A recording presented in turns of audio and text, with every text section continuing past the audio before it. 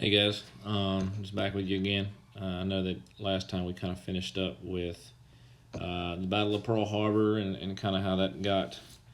Well, we didn't call it a battle; it was more like an attack. We didn't really do much, but how it kind of got us involved in the war, and and then we'll kind of proceed from that and just kind of diagram and show you kind of where everything is happening, whether it's in the Pacific or in Europe. Just kind of show you how the war kind of takes shape and develops. So, one big thing that I actually left out, I think I left out on the last lecture, was the U.S. is really shocked at this point after being attacked by Pearl Harbor. Remember, they were kind of under this uh, this sense of security that no one was going to attack them because their port and their harbor was just too shallow. There's no way that a submarine was going to be able to attack them with torpedoes, and it was really out of range for any kind of fighter aircraft to come out there and bomb them. So they felt pretty secure, and they really kind of took for granted the intelligence of the Japanese. Again, I think I talked to you about it a little bit last time. Was that there's a little bit of racism involved? They thought that the Japanese were just kind of, not very creative people. A lot of their cartoons, they painted them as squinty-eyed, buck-toothed people. So they really didn't think that they had the knowledge capable of actually sustaining a legit attack on them at Pearl Harbor. But what the Japanese did, and something you'll definitely need to know, was they actually fitted the torpedoes with wooden fins. And the wooden fins would prevent the torpedo from going deep once it was dropped from a plane. And allowed it to stay up and closer to the surface. So it was basically designed for these shallow harbors. And that was one of the reasons why the torpedoes caused so much damage at Pearl Harbor. So with that,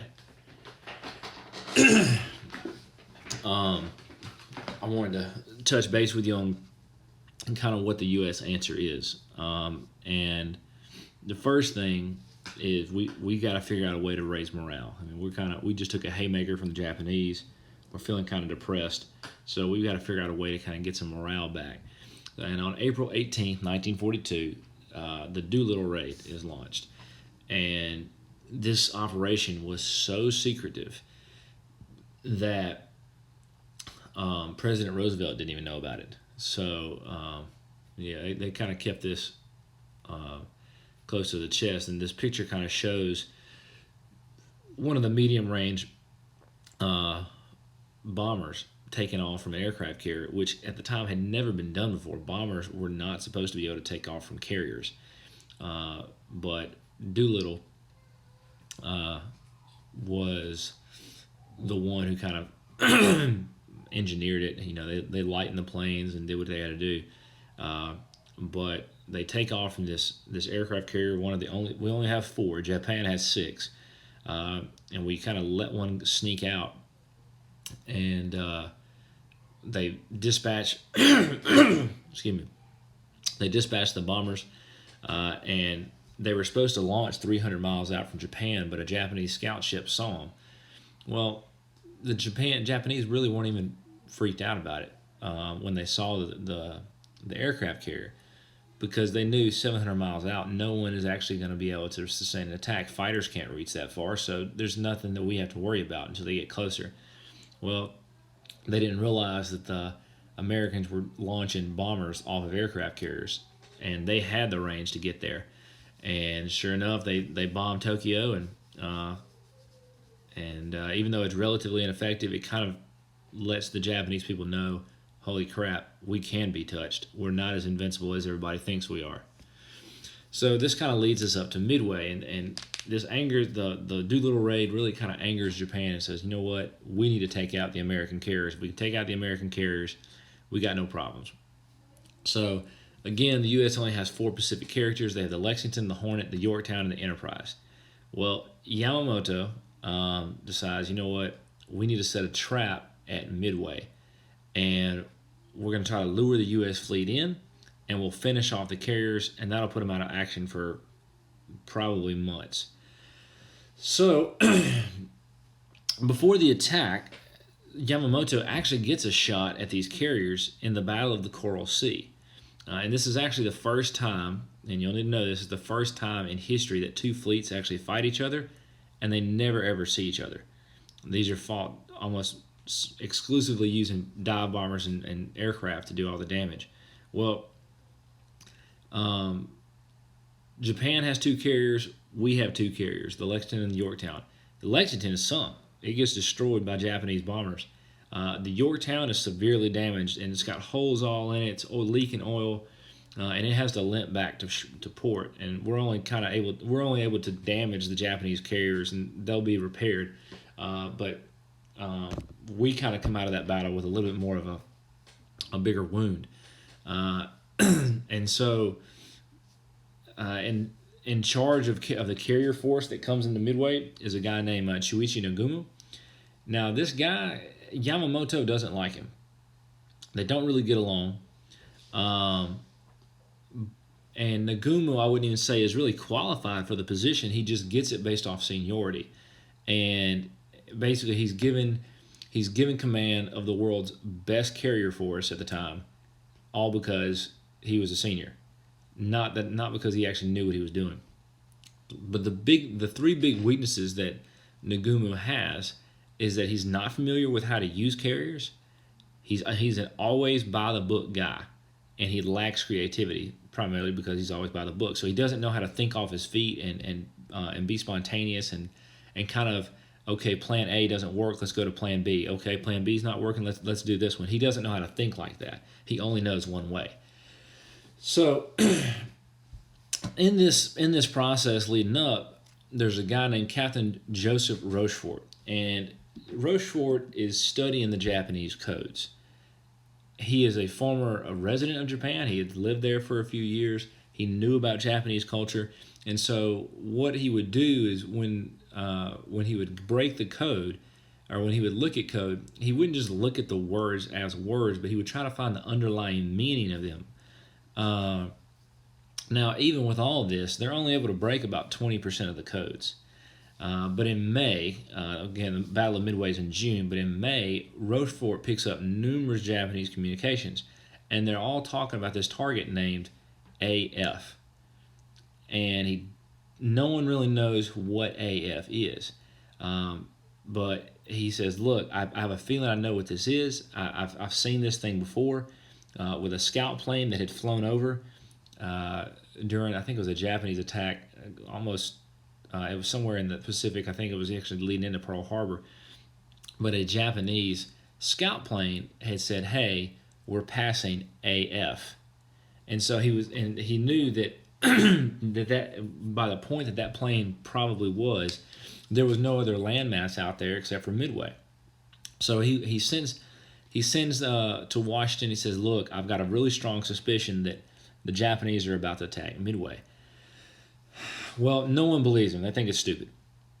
Well, he kind of has a back channel. He gets to Nimitz, and Nimitz is like, look, I can't show up to Midway based off of a guess. You got to give me something better. So what Rochefort kind of coordinates with Midway is that Midway sends out a false message claiming that their water's broken. Well, the Japanese, who were also listening to American codes at that time, send a Japanese code out that says AF is low on water. And so that confirms it. And now, because this is happening in May, this allows the Americans to switch. So now with the Japanese trying to set a trap, the Americans are now able to set their own trap ahead of the Japanese. Now, on June 4th, the Japanese launched their attack from 4 aircraft carriers. Now, the objective of the aircraft carriers and the planes on top of them is we got to bomb Midway. And if we can bomb Midway, land troops, then what we're going to do is we're going to lure the Navy out, and then we'll destroy them. Not only will we have 4 carriers, but if we can take the island of Midway and the airfield that's there in time, then the Americans will not only have to deal with our 4 carrier fleets, but now they're going to have to deal with our fighters as well on the mainland. So it really would become an overwhelming situation. Well, Japanese pilots get up early in the morning, they fly out to Midway, and they start attacking it. But they're kind of stunned when they realize that there are no planes. Um, there are no planes on the airfield. This is one of their targets, and they're missing. And a plane doesn't just get up and walk away. Well, in some ways, I guess it does. But they're like, what's going on here? And around that time, maybe a few minutes later, after the Japanese have kind of bombed the airfields, U.S. bombers start showing up. And there are about 50 of them, and they're different types. And these poor guys are basically useless. The pilots are inexperienced. They don't know how to use bombs on ships. I mean, we're talking like B-17 high-altitude bombers, 20,000 feet in the air, trying to bomb these carriers. And at the time, don't get me wrong, I want y'all to understand that the Japanese Navy was probably one of the best. Their pilots were by far the best at that time. So all we had were a bunch of inexperienced guys. And so these high-altitude bombers start showing up and dropping bombs. Well, these bombs are completely ineffective because at about 20,000 feet, it takes them a long time to come down. And there are several photos of ships Japanese ships making evasive maneuvers where they wait as soon as the bombs drop from these B-17s, and then they break hard right or hard left and the bombs would miss. So despite these attacks, not a single hit is scored. We lose several bombers because of the Japanese fighters that are scrambled, and it's kind of a humbling experience. Now the Japanese have a fighter. It's really pretty much feared in the Pacific. It's called the Japanese Zero, mostly because of the big Japanese circle on the plane. But it was a very maneuverable, very fast fighter, and at the time was really capable of outmaneuvering any U.S. fighter at the time. So it wasn't until we got, I believe, the Wildcat, not the Wildcat, sorry, the Hellcat, that we were actually able to keep up with the Japanese Zeros, because they were beasts, and the pilots who flew them were beasts. So Nagumo, sorry. So Nagumo has his remaining fighter bombers refitted with torpedoes, or from torpedoes to ground attack bombs. He says, what we're going to do? These fighters that are in reserve, while we're waiting on the other ones to come back, we're going to go ahead and launch a second wave, and then when the other guys show up, we'll keep them in reserve. Well, about 30 minutes later, as this process starts, again, when these armaments, when you switch bombs and torpedoes, it takes 90 minutes to 2 hours to do this entire process. So they go ahead and start. I mean, again, it's supposed to be 3 to 4 days before the U.S. even shows up, so they got plenty of time here. Well, 30 minutes later, a Japanese scout plane sends a message that they have, quote, U.S. Navy ships of unspecified type spotted near Midway. Well, this kind of freaks out Nagumo. He doesn't know what to do at this point. The U.S. is not supposed to be there. And the U.S., again, still has 3 carriers. The Japanese has 4. So numerically, the Japanese still have the advantage. Now, one of those carriers that are included in that is the Yorktown. The interesting thing about that is that when the Yorktown came into port, it had, like I said in the last slide, it had holes all over it, leaking oil. They had all kinds of issues going on with it. And when Admiral Nimitz went over there to see the ship, the construction people were like, look, this thing's going to take us at least 3 months to fix. And he just looked at him very chill and just said, you have 3 days. So for 72 hours nonstop, crews were working on this ship, even creating power outages across the island of Hawaii. But they were able to get it running, and it played a part in Midway. So Nagumo still has planes that are outfitted for naval attacks, but here's where Japan makes its first mistake. According to Japanese military doctrine, hello, Caroline. According to Japanese military doctrine, you should not only attack with you should only attack when you have a fully coordinated force. And Nagumo is strictly by the book. So he waits until all of his planes have been switched back, which means another 2 hours of waiting. So now he's having, okay, no, guys, everybody stop what you're doing, switch back to torpedoes so we can attack ships. Again, you're trying to lure the whole Navy out. That's what you want to do.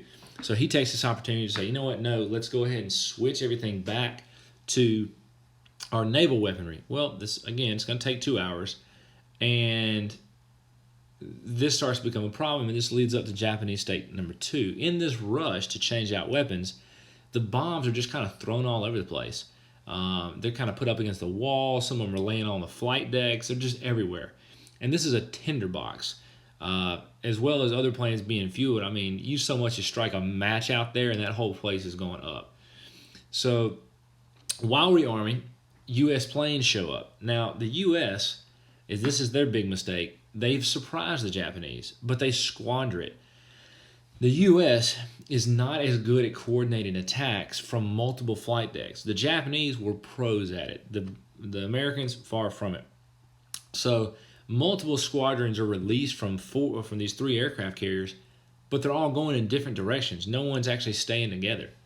And so what ends up happening is the first squadrons that arrive are torpedo bombers. Now, these guys have no fighter escorts because the fighters are on another page, and they get massacred by anti-aircraft guns, Japanese fighters. They're slow, and then, of course, if that's not as unfortunate, then additionally, the U.S. torpedoes were completely unreliable. They only work 10% of the time.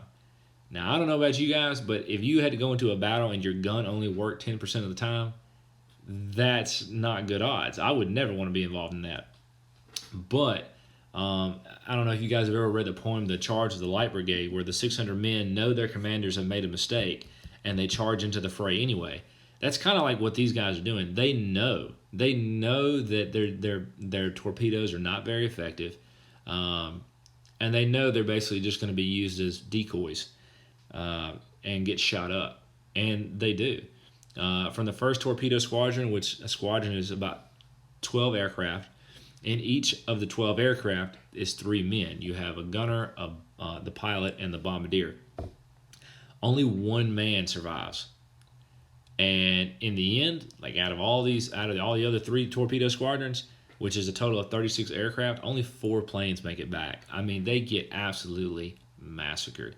Now, what's even crazier about this is some of these pilots, I wasn't able to find the average age, but some of these pilots were as young as 17 and 18 years old. And if you watch that clip that I posted on your Edmodo page, the type of the flak and fire that they're flying into, I mean, it takes an extreme amount of bravery to do that. And this is why these people are called the greatest generation, because they stepped up and they did things at age 17 and 18 that I don't think anybody in their minds today would ever do. I mean, the amount of bravery that these guys had during the entire war as a whole is just incredible. So if you go and look at that video, it's from the movie Midway. If you've seen it, awesome. Or if you've seen the movie, it's awesome. But just to kind of give you a sense of what it looked like from their standpoint. Now, with these torpedo bombers getting completely annihilated, the high altitude bombers from Midway getting annihilated, the battle's now in Japan's favor. I mean, at this point, Japan has all the control. They have fighters that are outmaneuvering the American fighters. They have the anti-aircraft gun. They have everything. Not to mention they have more carriers. So it's really going to take a miracle. Well, now Nagumo's planes are almost all armed. I don't know why the number 4 there is there. Don't worry about that. But they're almost all armed with naval weapons, ready to launch a counterattack. And at 10:05, the U.S. Another squadron of U.S. fighters show up, but these are dive bombers. And it's kind of interesting that these guys actually stumble upon the fleet. They're lost, and they stumble upon the fleet with when they kind of follow a stray Japanese destroyer into the Japanese fleet. They're able to track it down and find it. So through a sheer force of luck, the U.S. Dive bombers find the Japanese carrier fleet. Japanese fighters are not really in the area because most of them have all scattered to go take care of the torpedo bombers. So this allows almost a free path for the torpedo bombers. They're dive bombing at 80 degrees. So within minutes, 3 of the 4 Japanese carriers are ripped apart by fire. The final Japanese carrier, the Hiryu, launches its attack on the U.S. carrier fleet. 2 waves attack and cripple the USS Yorktown again. But the Hiryu is destroyed by the Yorktown dive bomber. So it's kind of like a ha-ha karma. Admiral Yamamoto learns of this American trap and the American ambush, and he actually withdraws. So the total amount of deaths throughout that day is about 3,000 Japanese and American servicemen that are killed.